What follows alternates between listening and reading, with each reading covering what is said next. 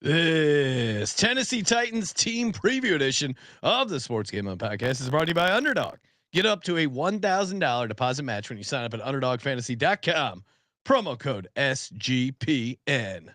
Hey, what's up, you degenerate gamblers? This is Bill Burr, and you're listening to SGPN. Let it ride, baby.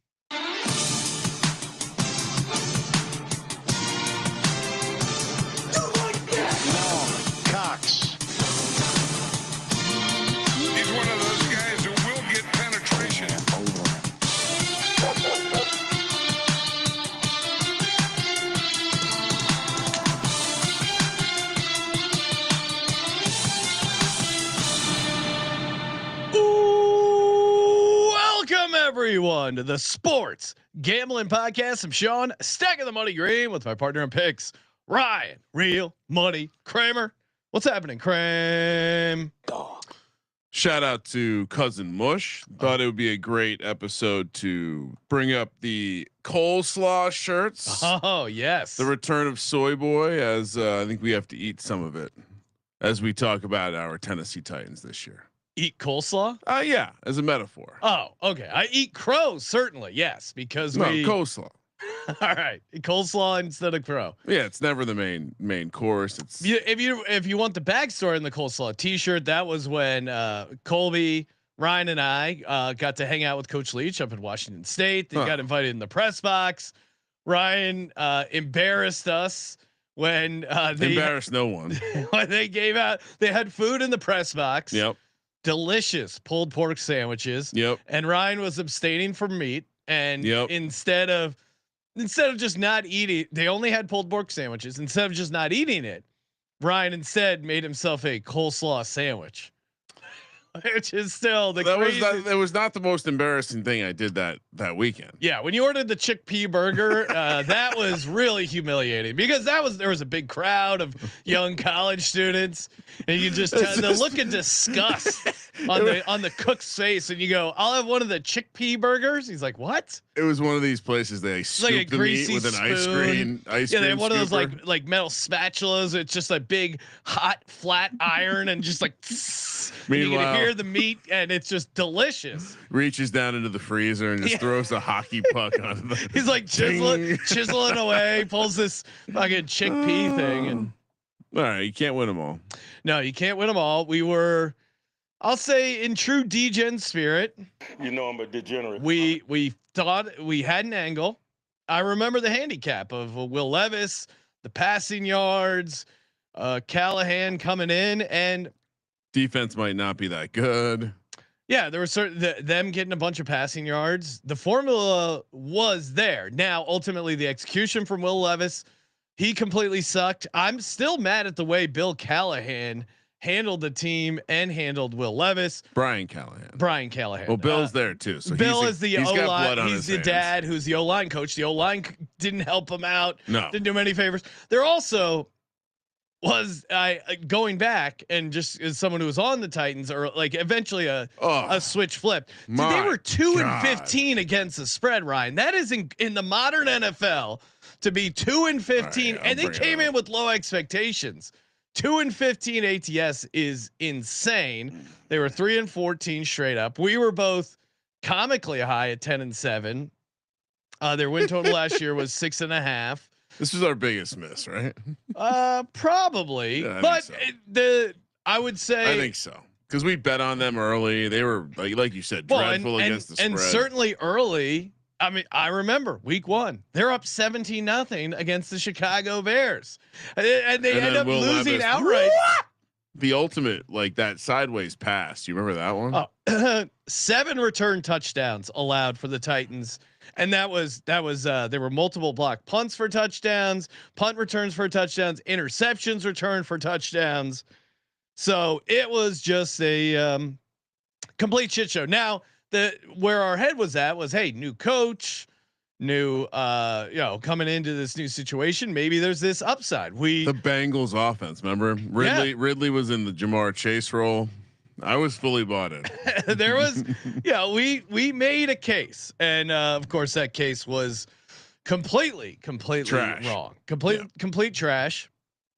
But I guess if you're looking at stuff, reasons for optimism, maybe they turn things around. They had a -20 sack margin, which it's good. And now some of that was Will Levis, some of that was the offensive line. So -20 sack margin, you would imagine it gets a little better, but it's turnover margin. It's easier to paint a picture of regression of like, hey, the fumble luck bounces a different way. Maybe they don't block that punt. They have a new special teams coordinator, all that kind of stuff. Sack margin is a little tougher to paint a regression thing than turnovers. Turnovers, I think you can say like, hey, there's bad luck involved. Sack margin, it's a lot of just you don't have a good pass rush and your offensive line is getting its fucking ass kicked. The chat is already saying we pulled a Tennessee on Carolina earlier today. Okay, so, stay tuned. They do have the similar colors. We were 8-9 on the Panthers. This was not 10-7. We did not have. That's a 2-game difference. So I would say this. People are going to get upset with me for what I'm about to say, but sacks are a quarterback stat. Yeah. And certainly having older senior Callahan in the O-line job one more season, some key players 1 year older will certainly help. But when I watch Cam Ward, we're Cam Ward fans. We spring FCS football all the way back. We've been following him from day one. We liked him before you. Don't worry. He does everything that Will Levis did that was like head scratching. Cam Ward does the same thing. He will run into a sack. He will fire that fucking pigskin into a tight window. And will let one fly to the running back that looks like he's trying to throw it 40 yards. Will Levis had some onion deep balls. Now he hit on a couple. They people might take that the wrong way. No, he had some crazy deep shots. Some came through. Some did. The receiver dropped. Like it was. They figured out all different ways. It had Jameis. It had like even more reckless Jameis Winston vibe. Like it had whatever the version of Jameis where you just can't hold down the job quite as long because you're even crazier. So I as much as I mean I like Cam Ward. I know they took him number 1 overall. That doesn't make him. He's not an elite prospect. We know that. He doesn't have like he's not necessarily like 10 out of 10 toolsy. Well, and if he makes if what made him great in college, especially that last year at Miami, baller. Didn't matter the situation. He thought he could do it. Now that is the same vibes that Will Levis had. Yeah. That lead you to slinging that ball to the side because you're trying to. He everything that Will Levis did. Cam Ward did to some degree in college at Miami in a situation where they were probably favored in almost all of those games. Like he made them more difficult than they had to be. So I do worry about the situation being eerily similar. So and if we're looking at maybe they hit the jackpot with Cam Ward. He is the number 1 pick overall. Kind of an you could argue Leach talked about number 1 pick overall in a long time, especially considering he's a quarterback. Well, it's because that's why everyone knows he wasn't the top player in the draft, and that he was the top quarterback in the draft. And I think most of the talent evaluators, whether you're a YouTube channel or you work for a major network, I don't think anyone thinks you're of the elite caliber when there's a group of elite quarterbacks. And so in some regard, also the Titans aren't really getting crushed for needs based drafting and reaching on a guy because he was the top guy in the class. Yeah. Right. So but like the idea that he comes we saw Caleb Williams struggle. We saw all those guys basically struggle. Well, the exception, the outlier is Jaden Daniels and Bo Nix, but they both struggled off the bat. They just happened to win games while struggling. Well, yeah, and I think Bo Nix, the situation was the Titans aren't going to win games with Cam Ward struggling. Bo Nix had a very good offensive line and a great defense, and a very good head coach. Yeah, so he was dropped into a very good situation and was able to ease his way in. And as the season went along, they were able to open stuff up more. You have Cortland Sutton. You have a competent running game. Now, I do think, again, the optimistic case or stuff to be positive about. I think the run game with Tony Pollard is fine. I'm still very questioning the offensive line. Like if you look at the rankings, it's like 20 is probably the highest I found for their offensive line rankings. There's still a ton of questions. 19. We have 19, which which pulls from a major source. But yeah, to your point, you're gonna need to have the. I mean, you know this as an Eagles fan. They're gonna need to get a bump from Bill Callahan from senior for this unit to play higher. I know he's super respected, considered one of the best offensive line coaches. I didn't see a good offensive line. Like a well-coached offensive line last year. A lot of mistakes.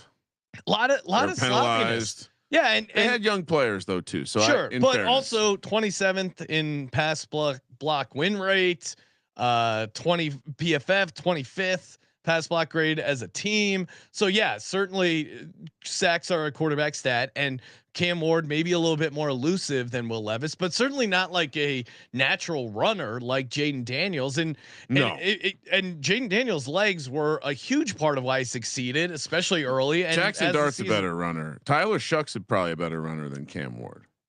Yeah, I mean, maybe Cam that's Ward, a hot take. I would say Cam Ward is probably a little bit more elusive in the pocket than Will Levis, but I don't even think he's Bo Nix in the pocket rushing wise. So here's another way to look at the offensive line in terms of like how Bill Callahan did. They were bottom of the league in adjusted line yards, which is basically like how much or what kind of push are you getting?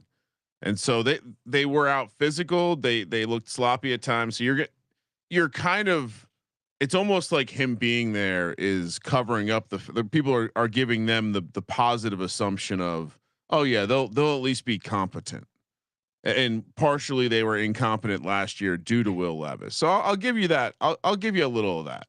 But I also would say it more likely their offensive line takes a step forward than backward. I'm just saying that you're introducing, maybe I'm not listening to many voices, but it seems like we're just glossing over the fact that he's going to be a rookie that is not only starting, but relative expectations on his shoulders day one, surrounded by a coaching staff that has had no success in the NFL. And I think the biggest reason why the Tennessee Titans are going to suck is that their head coach sucks. Yeah. Will Levis looked bad, but the first coach fired. Can we bring it up? I think it's in play. Callahan throwing tantrums on the sideline. Callahan, hey, you got Will Levis. Figure out some wins for. I didn't see any design stuff to make Will Levis's life easier. Yeah, Will Levis sucked. We were wrong. We thought he could make a jump. He jumped right off a fucking cliff. But Callahan did not. Callahan did not do anything to help put this team in a better position. 10-1. And I don't even. I know the Titans, it was new ownership, so I think they wanted to give him a longer leash to try and build something, but I didn't see anything of like Brian Callahan. We've seen teams with losing records where there's some optimism. You know, we just talked about the Panthers. The Panthers ended looking better as something to build on in the offseason. Quarterback experience is the main part of that handicap that makes, and going into the second year in a system like that's why this is none of that. And then look what they did. The pass catchers, the one youngish guy that they had, Nick Westbrook-Akine, who had 9 receiving touchdowns, he hit us. We were on, just kept playing his anytime touchdown. He had a 2 touchdown game. He had 9 touchdowns. He will be playing for Miami. I think he's still going to be live in the touchdown. He had market. 9 touchdowns on 32 receptions. I think we're still playing. And they let him go. Tutties. They let him go. They replaced him for Tyler Lockett, who the Seahawks thought was washed up. I'm not expecting a ton from him. Calvin Ridley, who struggled creating separation, and then Van Jefferson. Those are your 3 starting receivers. Did you hear the latest Cam Ward kissing his receiver's ass comment where he said someone asked him something about who he was and he said he was Calvin Ridley's sidekick? Yeah. I do like Cam Ward's overall attitude. Oh yeah. Feel Love like it. He's a dog. Him punking Shador on that video where Shador's at, what was it like? Shador's like, hey, do you do any rapping or whatever? He's like, no, I do football. Or there's a number of clips where like, whether it's talking about that, just calling him soft for not wanting to train, or even calling him soft for needing to take a drink of water, like to stop the so I mean, you like the dog mentality. And the receiving room is interesting. Now, I would also say that this is Brian Callahan putting. We always heard about the types of roles he had in Cincinnati. Yeah. And it was the Boyd role, and it's the Chase role, and the Higgins role. And so I think what you do with Lockett is you get someone who can play that Tyler Boyd role, someone that you can trust to work the slot, understand where to be. I'm giving them the benefit of the doubt. They went out and drafted multiple receivers. They signed Cam Ward's BFF from his Miami team, Restrepo, brought him in as a free agent. So I mean, bringing in Van Jefferson, like they clearly are trying to fix. They understood that their receiving room was a problem. Don't let Nick Westbrook-Akine go. He signed for like whole handicap. He signed for like $5 million. I don't understand that. You don't have competent pass catchers. You're one big play guy in the receiving game last year. Was Nick Westbrook-Akine? I imagine they think they're going to replace him with the kid out of Stanford, who I think is another big-bodied guy out there in the T Higgins role. Look, I'm high on the bringing in Tyler Lockett. It was a little weird to find out Tyler Lockett played 8 years in the NFL before having sex. Yes. So that, one of those guys who will get in the ultimate downgrade him a bit for that. 8 years into the league. I would say on the defensive side, 31st in defensive DVOA. Tough to what are the positives? How did their defense get better? Harold Landry they lost.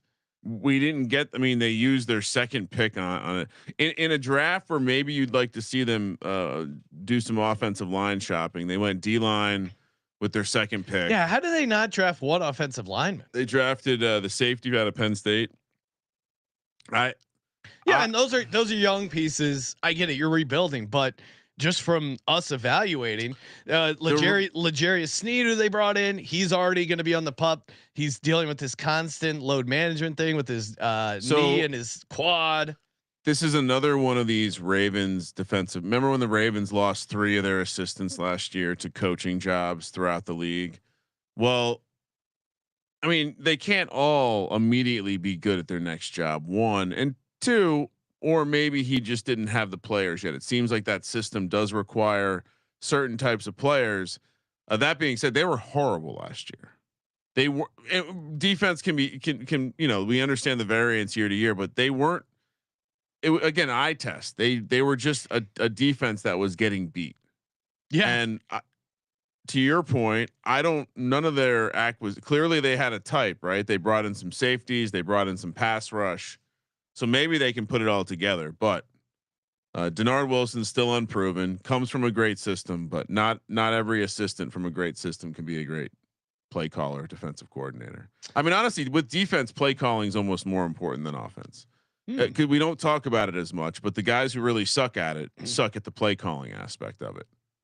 I mean, we've heard it talked about. I mean, even your Eagles, right? Wasn't that part of how defensive coordinator? What was his name? Lost the respect of the locker room. He didn't know how. He wasn't calling like he was calling a clear bad game. Yeah, no, and he was like leaving it up to the players to do like the game planning. It was a complete disaster in 2023. But the bounce back, won the Super Bowl. Also, I think it's important we just remind ourselves in the form of.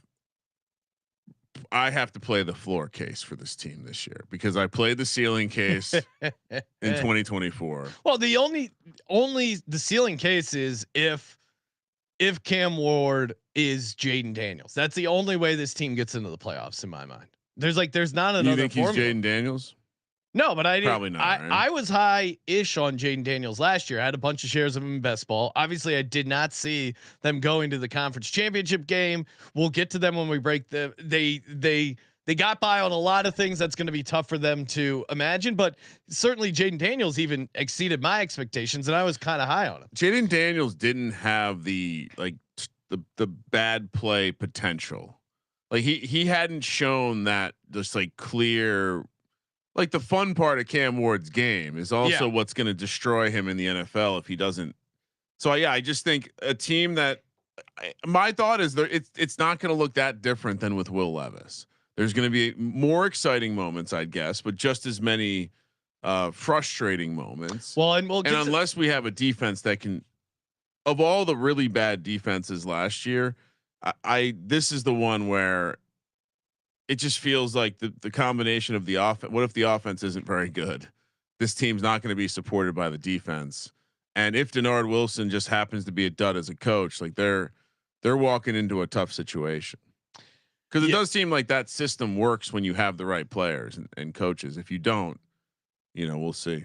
Yeah, I think their schedule. We'll get to their schedule here in a second. It starts off pretty tough. Hey, shout out to us in the phrase that pays. That's right. 1 word per episode as part of a 32-word phrase. Write down the word. Keep track of it however you want. Submit it after the 32 NFL team previews. One lucky winner will get a $1,000. Circa NFL future, whatever you want. Graphic now, don't we? Whatever you want to put it on. Very easy. And I got a question from Adam Osimo, who is up in Canada, and he said, "I'm up in Canada. Can I still apply?" Yes, you can. This is open internationally, and every country. Yeah, as long as we don't have. Yeah, I was gonna say as long as we're not actively at war with you, but. If you are listening and let's say you're from North Korea and you still listen and submit the phrase that pays, then I think you're probably a cool. All right. If you're imagine how dope a secret picture from behind enemy lines of our podcast and a future from the Circa. If you are, we will make a couple of asterisks. If you're listening from North Korea, you have to denounce the regime in your submissions. Or if you're from a hostile nation to America, you have to just announce your allegiance to Commissioner Goodell. Yes, that would be as long as you pledge allegiance to Goodell in the National Football League, you're good by us. This episode's word is Mariah. Mariah. No one knows that word. You're gonna have to spell it twice. Mariah? You wouldn't know how to spell Mariah? I'd say 50% chance. Wow. Our audience knows how to spell one Mariah. More time. Mariah. Okay. So like the singer that's still ticking. Stay tuned. And of course, hey, come out and hang out with us at the Circa for contest weekend, August 21st through the 23rd. You can use promo code SGP15, get your 15% off your hotel stay. Sign up for Circa Million, Circa Survivor, $20 million plus 21 plus in prizes are given away. Circa Million, Circa Survivor. It's a great hang contest weekend, but come out anytime between now and when the season starts. Sign up for the football contest. You're not going to want to miss it. It's a fun experience. I mean, Circa Survivor is going to be like 20 million plus. It's going to be crazy. Sign up in Nevada, play from anywhere with the help of SGPN's official proxy. Go to footballcontest.com and use the promo code SGP to save you $50 off your proxy fees. And we're also brought to you by Underdog. Of course, Underdog Best Ball Mania. It's happening all summer long. 15 million in prizes. You could win $2 million just for drafting a fantasy football lineup. Are you kidding? Best way to play fantasy football. Underdog, also a great place. You get the pick 'em where you can win up to 500x your entry, and it's awesome because and shout out to Adam Osimo. Underdog available in Canada. Use that promo code SGPN. You get a 100% deposit, 50% deposit match up to $1,000. UnderdogFantasy.com. Promo code SGPN. All right. So, and just to confirm, handwritten entries are accepted, correct? Yes. I almost feel like we should have a secret bonus for a handwritten submission. Oh, okay. Well, the degree of difficulty of mailing something nowadays. I feel like, although our audience is pretty gangster, I did want to bring up before we got into it. We have a couple things to get to. One, if you had to guess as an elevation specialist, what would you think? What would you think the elevation in Nashville? 300 feet. 600 feet. Oh, okay. A little surprising to me. That's like a third. Are we giving them any elevation credit considering that is no elevation credit? Okay. But let's see let's check out the odds, Ryan, for the 2025 Tennessee Titans. All right. Well, we have the odds in the schedule. We're Why we're going back to 5.5 here could have just been me in my ordering. I forget why we pushed the Titans out. Maybe we were going to have a guest and we didn't. But we're back into 5.5 territory. Unfortunately, sorry, bad teams. Plus 420 to make the playoffs. It's like they're trying to drag us back in. Symbolic. Minus 600 to miss. 750 to win the division. Those feel incredibly short. Cam Ward is getting a little bit of love. Well, I think it's the division. 100 to, yeah, also he's getting love. 100 to 1 to win the conference and 230 to 1 to win the Super Bowl. First, any macro takes before we get into it? No, I mean, I think they're it's the last place schedule, but you'll see it starts out fairly difficult. Do we want to maybe get the GM's opinion on the team before we apply the schedule here? Oh yeah, you found a great clip. They were it doesn't need any setup, but this is from Titans Media Day as they report here for training camp. Play. Carry on.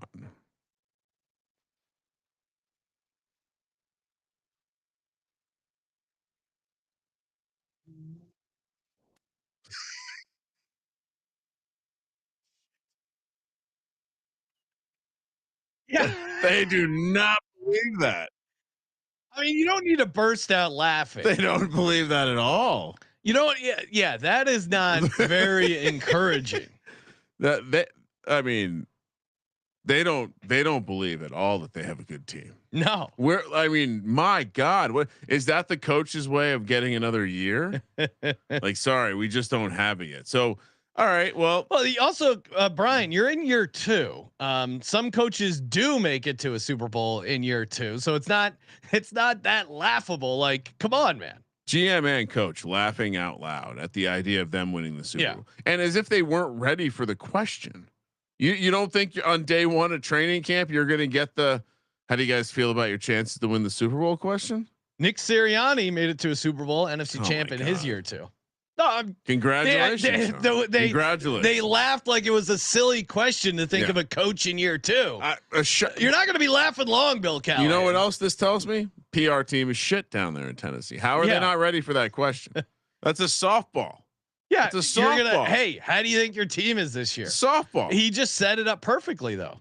I mean, incredible beta vibes coming from. And Titans. Brian, the sound did not go out to the YouTube audience. Really? Yes. It seems unlikely, but we can try again. We're gonna try again. We will try again.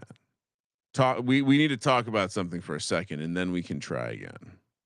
Okay. What would you like to talk about? I don't know. I'm just. This is where you got to fill some time as I replay. I mean, I could vamp, but it's funnier to just let the awkward silence. Here we go. And action. Last 3 questions right here, guys. Simple question: the team you put on the field tomorrow, can that team win the Super Bowl? I'll start it one more, just in case it was too soft. Right here, guys. Simple question: the team you put on the field tomorrow, can that team win the Super Bowl? They're looking at each other. That's always the goal every year. Yeah. We also realize we have a lot of work to do on this roster. Last 2. Go ahead. We have a lot of work to do on this roster. How am I going to take the over, Ryan? That is the most corporate response. I mean, look, everyone's worked with an asshole like this that just always says the right thing at me. Never says anything, but it is always saying the right thing somehow. Beta vibes. All right, let's and to your point, right? It's supposed to be a easier schedule, not so fast. At Denver will likely be the chalk for Survivor. Yeah, week 1, which is always a little terrifying because Cam Ward, a little firecracker in him. Rams at home, Colts at home, and on the road for the first of 3 against the Texans. Well, a 3-game road streak. Yeah, for the first of 3 in a row. Yeah, on the road. So, I mean, which one of these games is like, oh yeah? Well, they're favored against the Colts, which. Okay, that even as someone who's not high on the Colts, that doesn't seem right. Yeah, I mean, because Cam Ward's going to be making what we would assume is his third start. Now, I'm not high on Daniel Jones or Anthony Richardson necessarily, but certainly way more experience. That team, And they could run against this defense. That's yeah. This Titans defense was not doing much against. I think their front seven's going to have their hands full. With do they win Taylor. a game here? No, and that's the only time they're favored this year, according to the look ahead spreads. Oh, sorry. And New Orleans week 17. Too. Are we sure? I feel good about 0-4. Now maybe they beat the Colts, but at Houston, no. Rams at home. It's an East Coast trip. I don't like the Rams being 5.5 point road favorites, but I think Sean McVay is a much and this is, I mean, look at the coaches. Sean McVay versus Callahan. Sean McVay. Sean Payton versus Callahan. Sean Payton. I mean, the Rams are looking ahead to Philly. Well, they have gone out of their way. Kobe Turner keeps talking about it. He's got that game circled. So maybe they can win. Maybe they get one of those home games. Maybe they catch someone sleeping. I'm gonna say 0-4. I'll go 1-3 to make sure that I'm fairly positive in my floor case. Okay. As I mentioned, they have the 3 straight road games. So the next 2 at Arizona, at Las Vegas, both interesting matchups. Then New England coming to town, and then at Indy. So they're going to lose the division road games. I think they're. Third road game. Your chances of winning that with a rookie quarterback is just. Can they get one nothing. from the Raiders or the Patriots? No, not against the Raiders because that's the third road game in a row. So I don't think they're going to win that. At Arizona, I think Arizona's defense. Yeah, I think Kyler Murray might have a very good game against this Titans defense. Arizona's coming off extended rest. They'll have Thursday night football the week before. So yeah, now maybe against the Patriots at home and maybe at the Colts. Now maybe I should. Raiders will be looking to the Chief game, so you could see maybe a flat spot there. So looking back at the first quadrant, maybe they win that Colts game and then lose this one. I'll give them, or vice versa. I'll go 1-3. I think I'll go 1-3 again. Okay, so you're sitting at 2-6. I'm at 1-7. Then you have the Chargers coming to town, bye week. And then Houston, Seattle, and Jacksonville all at home. I'm high on the Jags. We all know that. Yeah. I don't know if I mean, to me, there's no reason other than the Jags would be on a back-to-back road spot here to say the Jags aren't going to win that game. I think Seattle maybe is the vulnerable spot it's 4 home games in this quadrant. They have to get one, right? Yeah. That's crazy. 4 home games in a row and a bye in there. So this is a young team, rookie quarterback. This would be maybe when stuff starts going. Do they get 2 here? Could they get 2 here? I feel fine giving them 2. Although, yeah, I'll say 2. So they'll be 3-9 according to my tally here, because you got 4 home games and a bye. And you got 2 West Coast teams, 2 division games. I think you beat one of the West Coast teams and you win one of the division home games. I'll go 2. Okay. At Cleveland, at San Francisco, Kansas City, New Orleans, at Jacksonville. That's 1. It's hard. That's 1. So you have them going 1-4 those last. Yeah, 5-12. Is that where I landed? You are 5-12 for your Tennessee Titans. I feel like I said I was going to play the floor case. I didn't get there. I'll go 1-4 and put them there at 4-13, finishing things off. Yeah, it's and really to me, it's just going to be tough for this team because there's such bad vibes, such bad momentum. Now you have a rookie quarterback and you have a very tough, difficult part of the schedule. Now maybe they can get a few wins there in the middle. That 4 home games with the bye in between is going to be their best spot. Maybe you can snake a win against the Browns. So I was pretty positive in a couple quadrants. Yeah. And I only got to 5. This feels now. Do you think they could be as Who do you think's more likely to be the worst team, the Titans or the Saints? We've now discussed both of them. Well, I would just say they're both in a pretty rough spot. I would say the Saints maybe worse because one, they're starting a second. Right? They're starting a second round quarterback. Cam Ward at least was. Spencer Rattler might be the starter. I don't think he was a second round quarterback. Best case, they're starting a second round quarterback, a rookie. Cam Ward at least was the number 1 pick overall. So I think they have that going for them.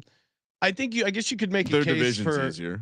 Yeah. I mean, maybe New Orleans, if Chris Olave and Alvin Kamara, that maybe they have a little bit more on the playmaker side, but Kellen Moore is also a rookie head coach. Maybe Callahan actually learned something. You know what you could see?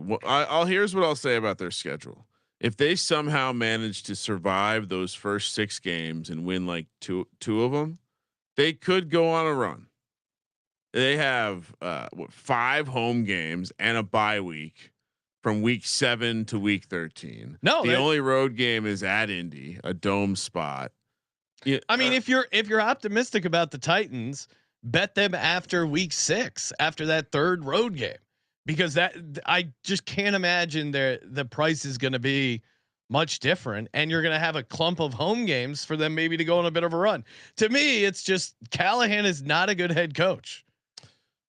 I think I'll tee off the bet. I mean, well, let's Ryan. Before we tee off the bets, why don't we go to our lead pipe lock? MyBookie.ag. Head over to MyBookie.ag. Use the promo code SGPN. Get you 100% deposit match up to $1,000. Terms and conditions apply on that bonus. But get in there, have some fun. Maybe hit up to MyBookie Casino. Again, there is terms and conditions do apply on the bonus. But so many great futures. You get the MyBookie money bag. We were just had Ryan O'Flanagan in. He was pointing out, reminding Kramer of some of his MyBookie money bag positions he has. I think the Super Bowl is what, plus 2350.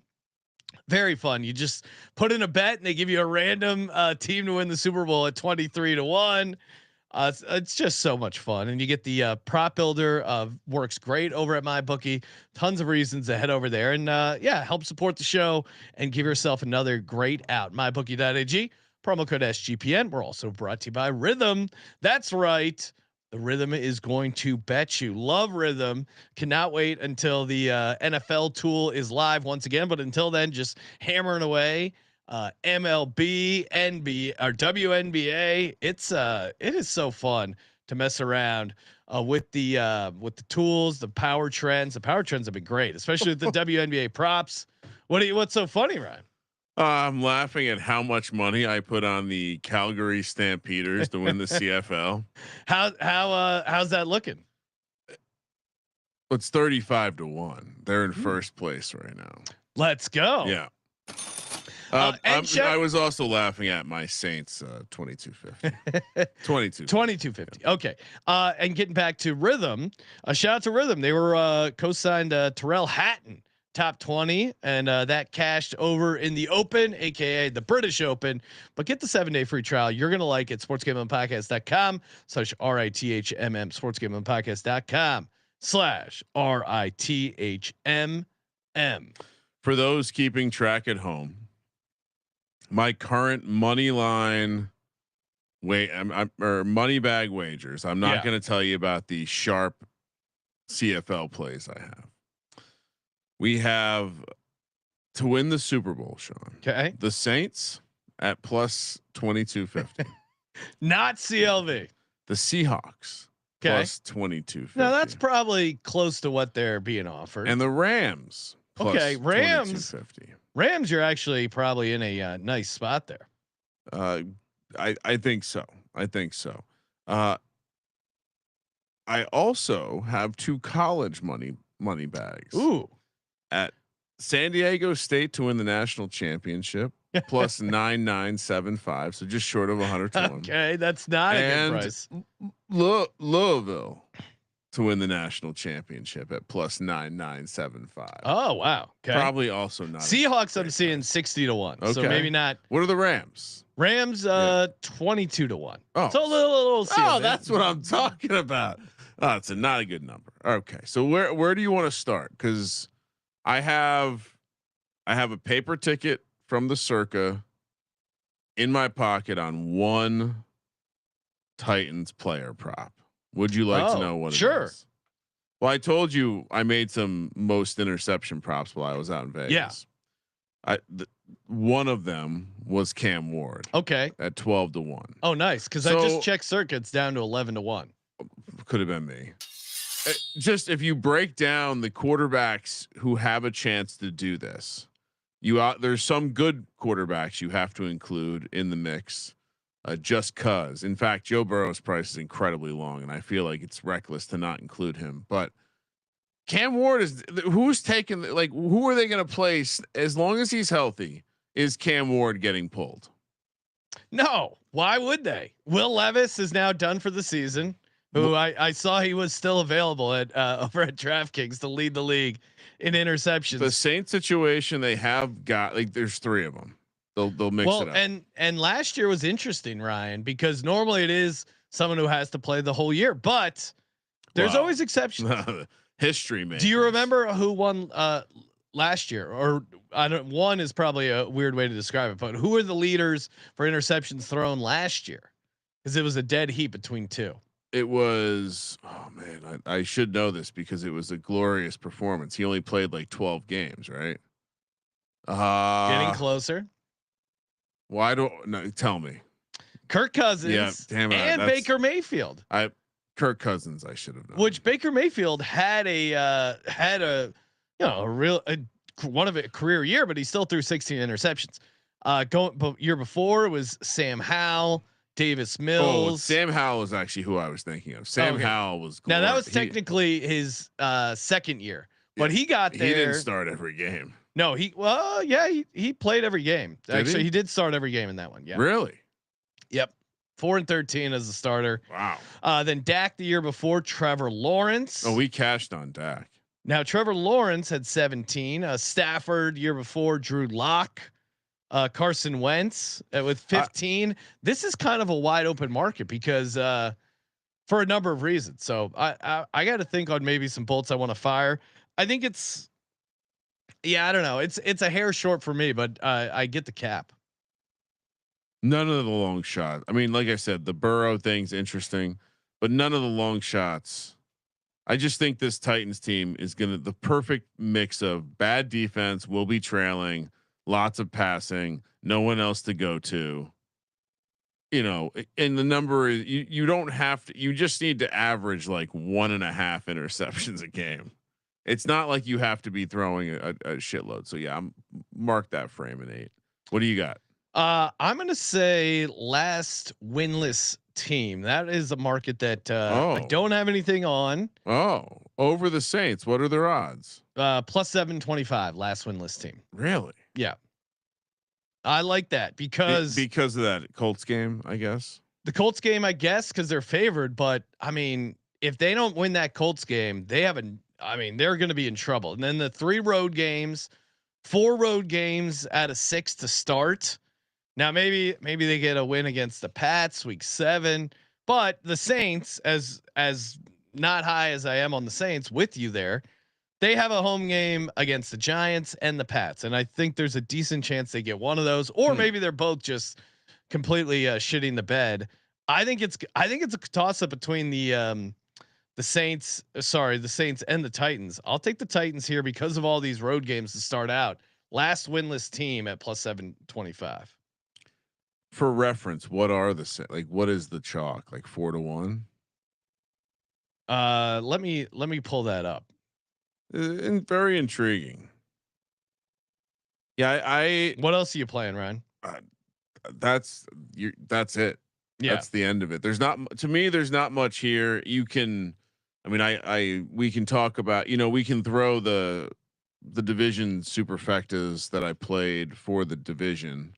Can mention that where I have Jacksonville, Houston, Tennessee, Indy, and Jacksonville, Houston, Indy, Tennessee. So basically I have a superfecta with Jags in the 1 spot, Texans in the 2 spot, and then the Titans and Colts in the 3 and 4 spots.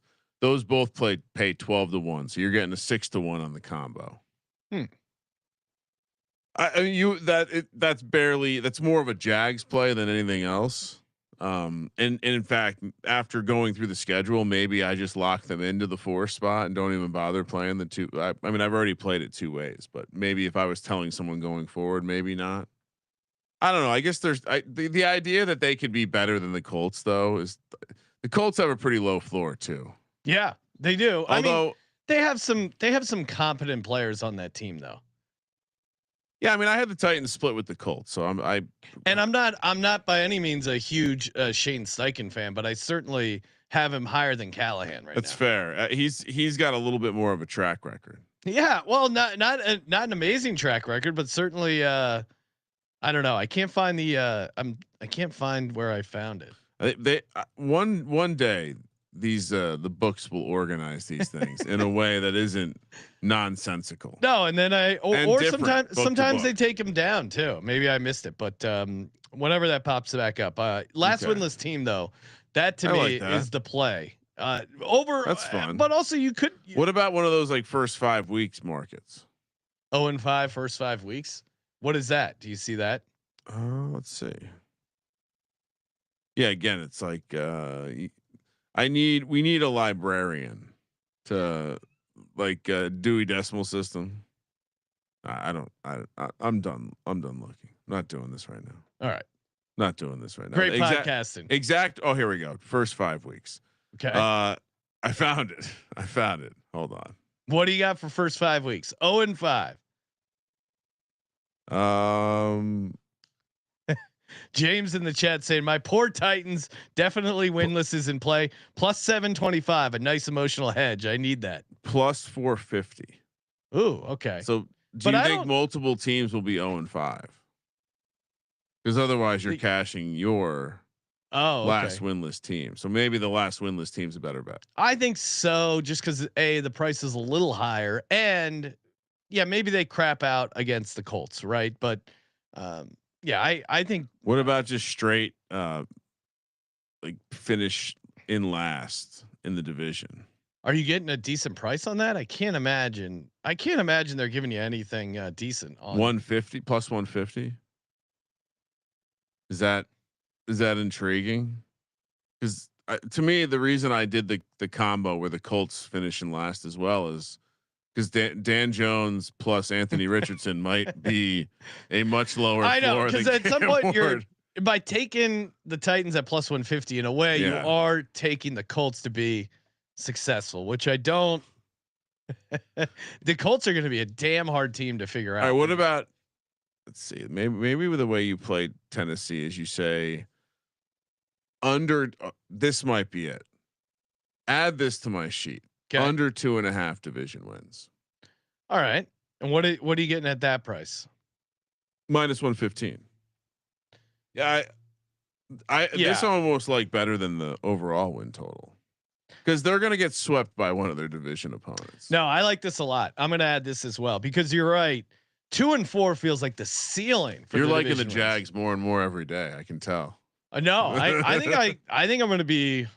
The more I look at that Houston Texans, guy, huh? well, this is the year to play them. Everyone was on them last year. No, thank you. The expectations are through the roof. Meanwhile, not me.